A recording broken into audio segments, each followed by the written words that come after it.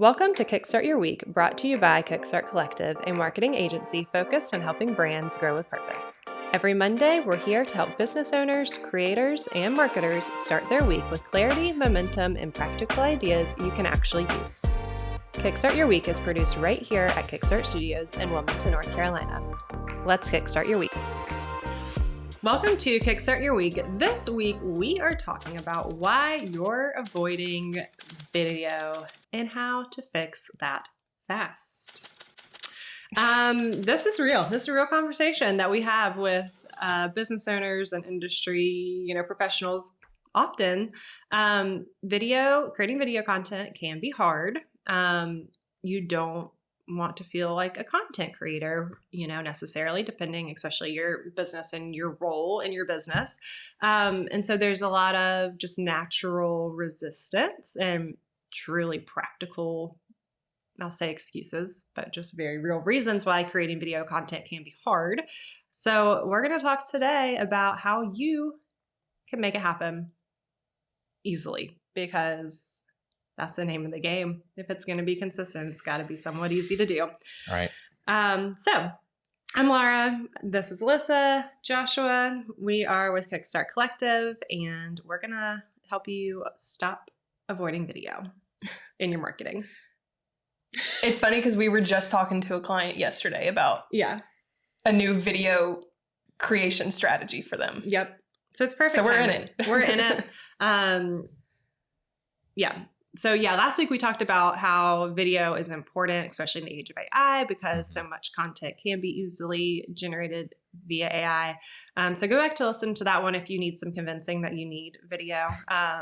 But now more than ever, I think being on camera, showing your face or your team, those real conversations is just more important than ever in terms of building trust with your target audience.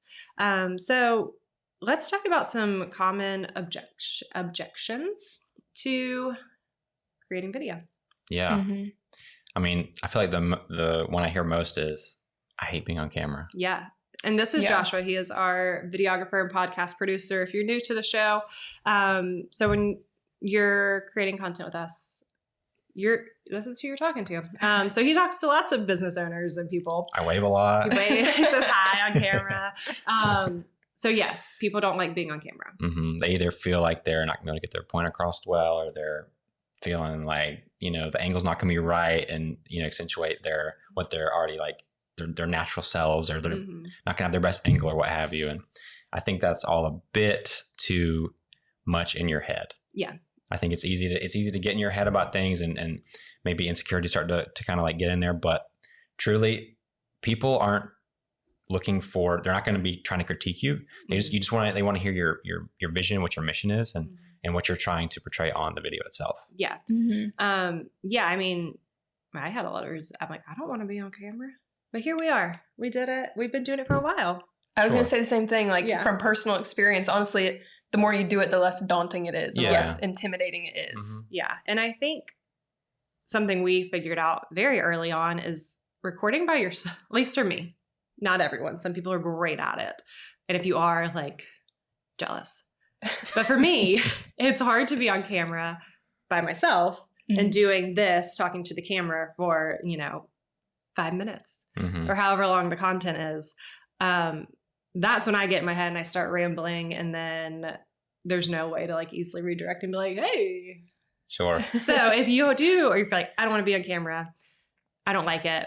The self-conscious side of it, studio lights help a lot. Yes. Having a professional frame it and coach you and be like, hey, sit up, turn, do this. You look great. Relax. Yeah. Take a deep breath. Yeah. No one sees what, you're worried about.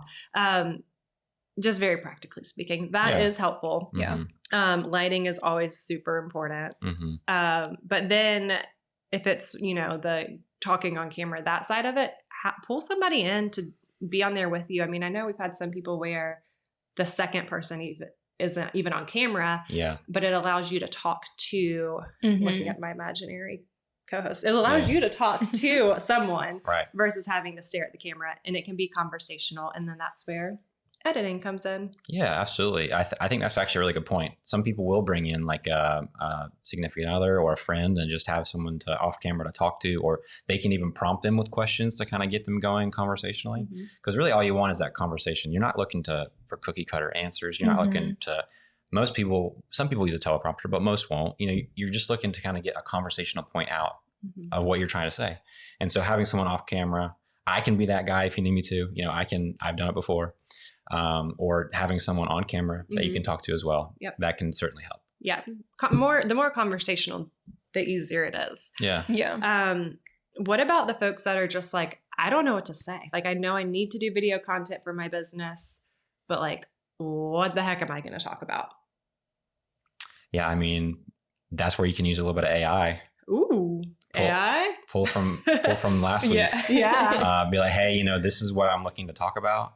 I don't know what to say, but could you help me figure out what would be some good, quick conversational points to talk about this specific topic? Yeah. And it's a great way to get the ball rolling because you're not using it as it's not going to be talking for you, No. but it's just to kind of get you a couple bullet points and you can kind of craft it into what you're actually trying to say. Yeah. Yeah, that's a great point.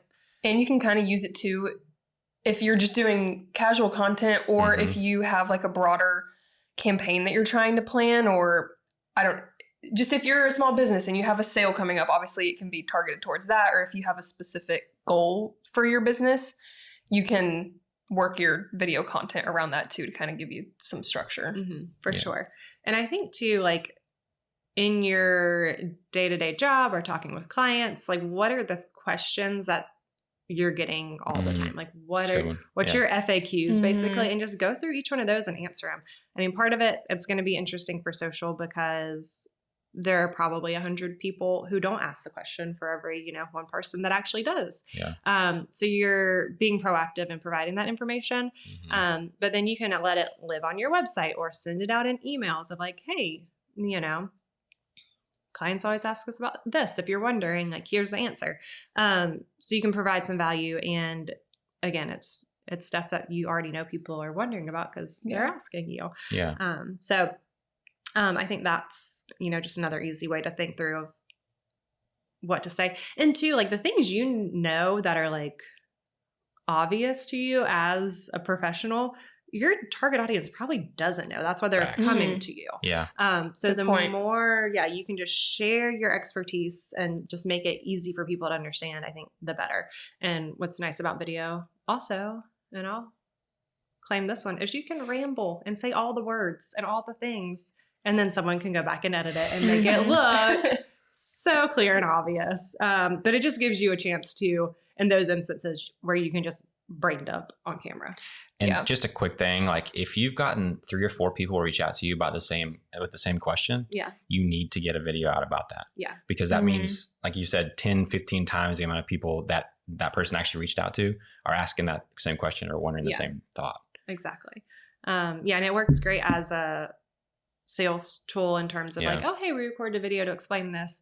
And on the front end too, to answer those questions and just seem proactive and build trust before someone even reaches out to you. Yeah. All right.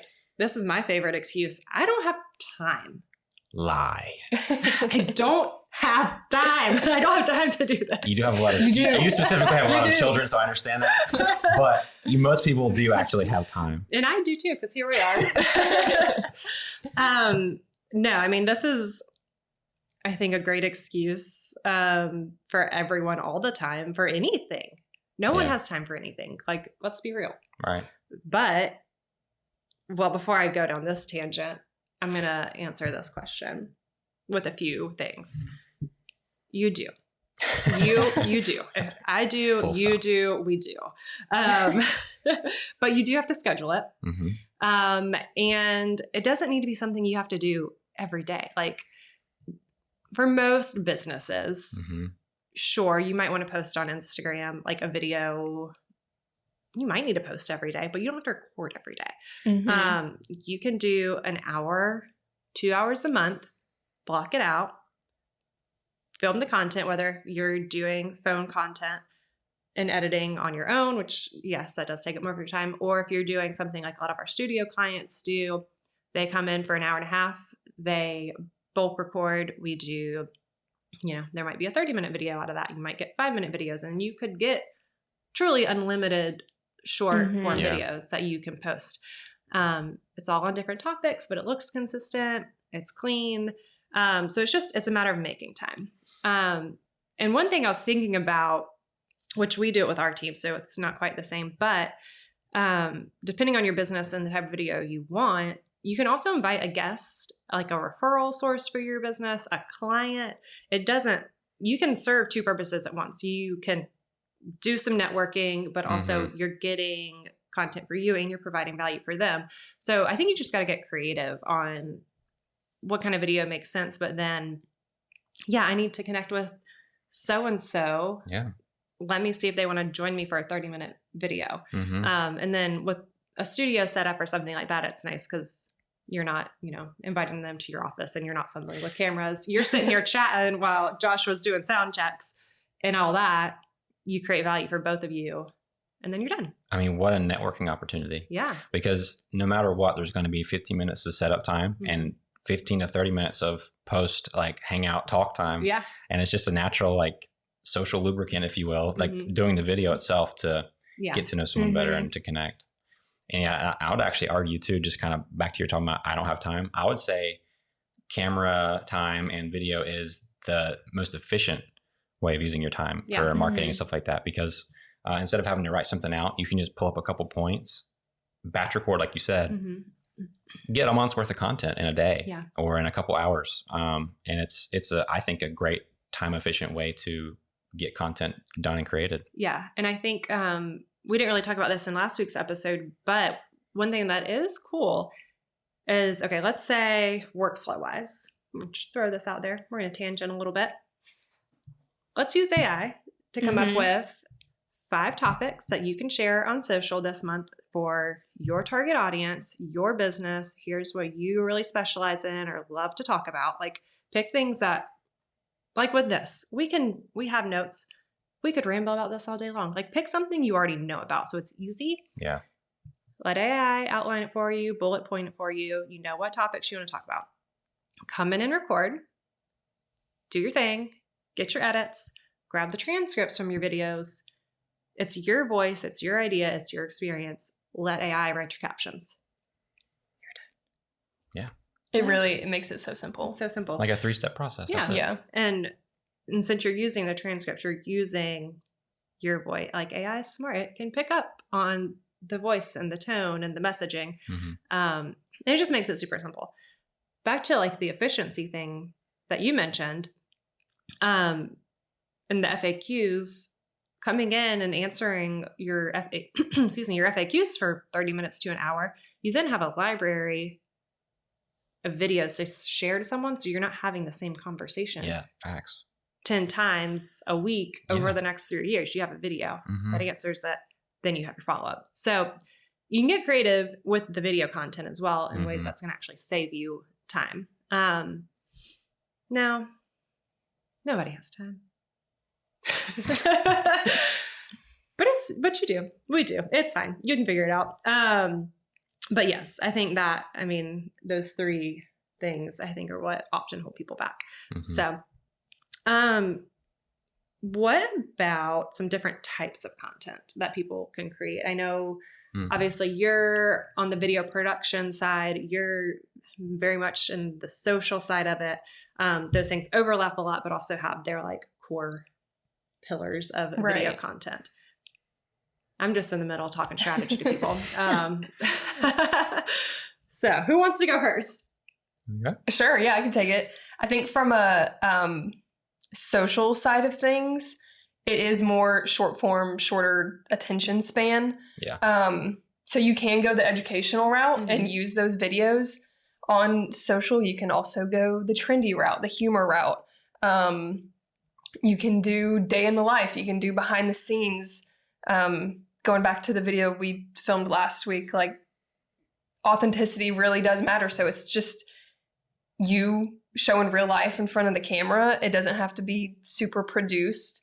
It can be more casual, but the beauty of bulk recording, like coming into the studio and bulk recording, is that you can use all that on social, but also like you can use it in so many places. You can use it in ads. You can use it in email.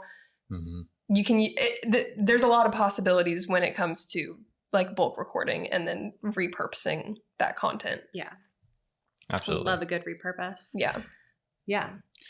So yeah, other forms of video content, studio podcast content. I think we've talked a good amount about that. We can talk more about it, but then what about like when you actually go out and let's just do like a brand video for someone, because that's easy to talk about, or like a very specific campaign focused piece of content.